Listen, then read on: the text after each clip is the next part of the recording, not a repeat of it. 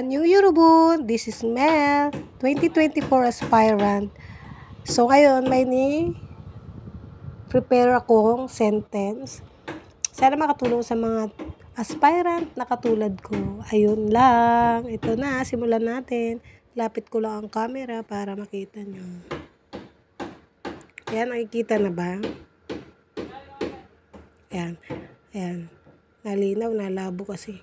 Jang sowa, dongjak.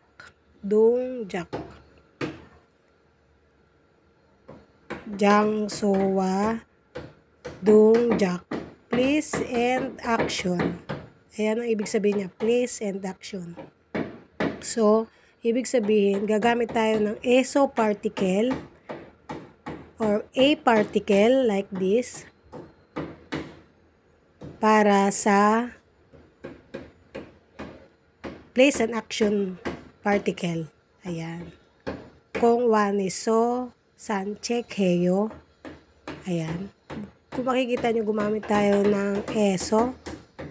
I walk in the park. Ayan, naka-highlights naman siya. Red ball pen siya.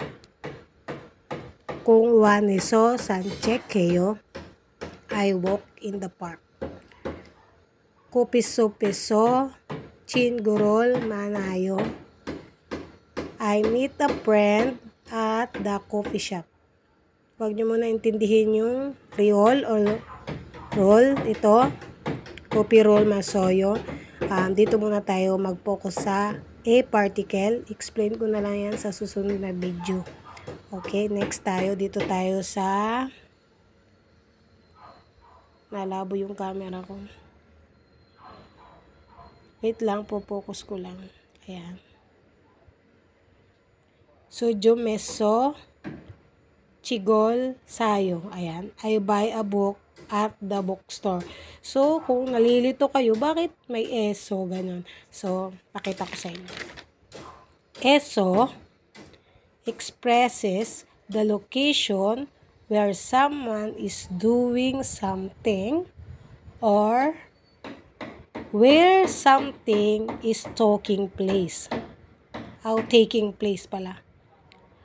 It is used after location noun. O, diba? Ito yung location, kaya after location noun. Sigtang. Ibig sabihin ng sigtang ay restaurant. Sigtang eso moksim nida. Ayan. Sigtang eso moksim nida. Mok came from mokda. To eat. Siyempre, idadrop natin ang da like this, diba? Hada. Dongsa. Hada ang verb. Katulad nito nung kung burol hada, magiging kung buhada. Parang ganun. Ang eso, please, or action. Ayan. Eso, please, or action. Mag-gets nyo po ba? Chonon. Pilipineso isom nida. Ako ay galing sa Pilipinas. Kung jang eso ilham nida. Nagtatrabaho sa planta. Kung jang is factory. Kung jang eso ilham nida. Nagtatrabaho sa planta. Sana naintindihan nyo po yung eso kung saan siya ginagamit. E is place and action particle po siya.